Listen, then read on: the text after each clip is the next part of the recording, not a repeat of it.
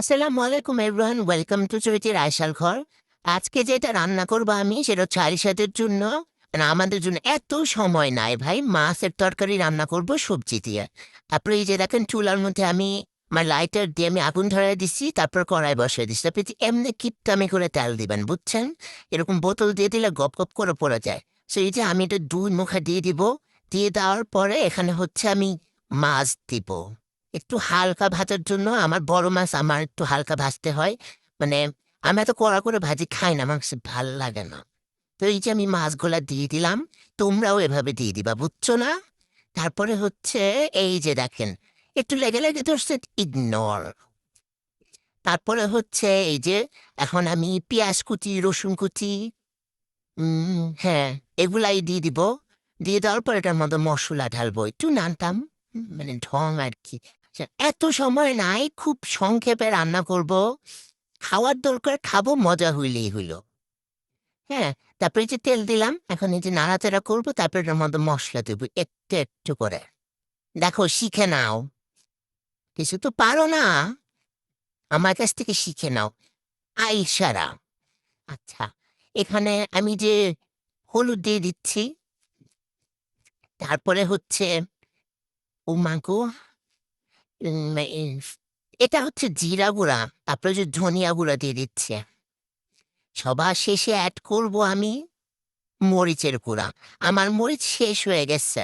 তোমরা আমাকে like comment share করো না কেন? আমি টাকা ইনকাম করতে পারতেছি না। টাকা ইনকাম করলে আমি মশলা টশলা আরো বেশি বেশি করে কিনবো।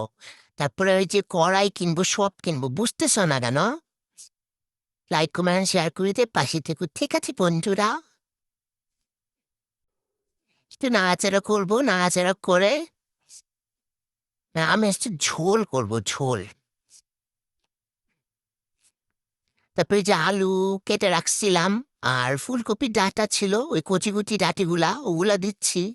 দিয়ে এটাকে আমি একটু কষানোর জন্য দিয়ে দিব। বেশি সময় আমি নিব না, কারণ উপরে তেল ভাসবে, তারপরে আবার এটা করব ওটা করবো, এত সময় নাই ভাই আমার। ঠিক আছে মা? আমার আদা পেস্টকে ইগনোর করলে আরো ভালো হবে, এটা একজন শেফের কাজ আসলে। পানি পানি হয়ে গেছে। তো যাই হোক, আমি এখন পানি ঢেলে দিব ঝোলের জন্য, যে আমি হতে দেওয়ার জন্য ঢাইকে দিব। ও, এটা যখন বলক টলক উঠে যাবে, তারপরে আমি এটার মধ্যে ওই যে মাছ ভাজিগুলো রেখে দিচ্ছিলাম ওইটাই দিব। আর লাস্টে একটু করবো ওই যে একটু তেল তেল লেগে আসছে, ওইটাও আমি একটু পানি দিয়ে ধুয়ে দিয়ে দিব। তারপরে যে টমেটো আমি আগে আগে দিতেছি, কারণ আমি এত, মানে ওই টমেটো যাতে গলে যায় আর কি, এই জন্য আমি আগে আগে দিয়ে দিচ্ছি। তারপরে যখন হয়ে আসবে ঝোলটা, তার আগে আমি সিমগুলো দিয়ে দিব, কারণ সিম গলে গেলে ভাল লাগে না, ক্যাতক্যাতা লাগে। মানে আমি বুঝি না মানুষ কেন ক্যাতক্যাতার জন্য শুরুতেই দিয়ে দেয়। আচ্ছা যাই হোক, মানে সবজি খাবো, সবজি টেস্ট পাওয়া লাগবে না? এই যে দেখেন, হচ্ছে হচ্ছে, এভাবে রান্না করতে হয়, বুঝছেন? এই যে তারপর এই যে হওয়ার আগে আমি একটু কাঁচামরিচ দিব, তারপর হাসবে আমার ম্যাজিক, নুডলস থেকে বের করব। হুম, ধনিয়া পাতা।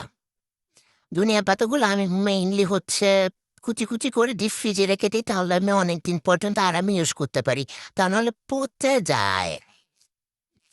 তারপরে এই যে দেখেন আমার তরকারি হয়ে গেছে। এখন আমি খাবো, গরম গরম ভাতের সাথে খাবো। গরম গরম তরকারি, গরম গরম ভাত, সবজির তরকারি। হিট শেষ হয়ে যাচ্ছে কেন?